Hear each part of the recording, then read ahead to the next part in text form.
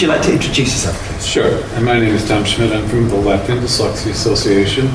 We have been around for something more than 15 years. We have been working primarily as a parents advocacy organization, although we do push to advocate for legislative changes and work with a few students. Okay, and in Latvia, what is dyslexia? That's a very confusing question because you can't get any single answer from anybody. If you talk formally, the Ministry of Education and Science would tell you that dyslexia would follow primarily the DCM value approach to it, which means that it's a disease, which is problematic. If you talk to people in academia, formally they'll say Latvia is a phonemic processing difference. And if you talk to us, we'll say it's a struggle learning how to read.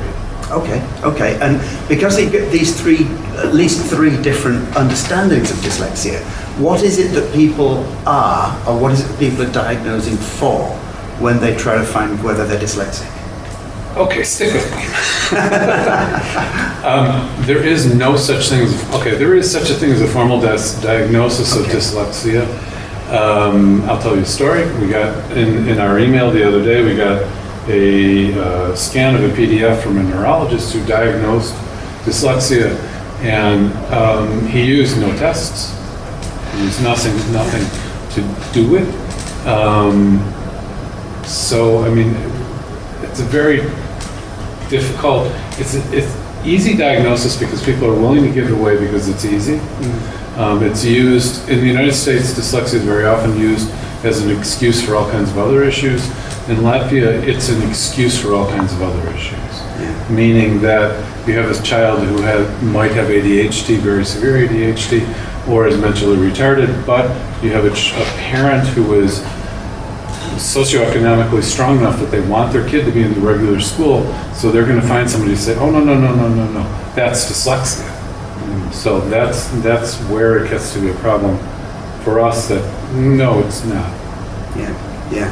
And do you find that because there are different people who have different aims and purposes, as it were, and there are different sort of understandings, and there are different people who understand it differently, do you find that there's a common attitude towards it? Is there a stigma towards dyslexia? Is it looked at positively? It's still very stigmatizing, and one of the reasons why parents will not go through the formal system of getting some sort of an identification, whether it's dyslexia or anything else, is exactly because of that. And so you have a lot of people who will refuse to go through the system because dyslexia is assumed to be mentally retarded. Yeah, and if you do go through the system and you get some form of certification that you're dyslexia, what then happens? Number one, you never get that. What you get is a code. And there are 30 or 40 codes for disabilities in Latvia. You get the code that is for either a specific learning difficulty, or very often they're given a language disorder code. And so you go to a school that has a program that is licensed to work with students with that code, but they never say dyslexia. It happens, if it ever happens, you see that on paper, it is absolutely an accident. Right. Thank you very much indeed. Pleasure. That's beautiful.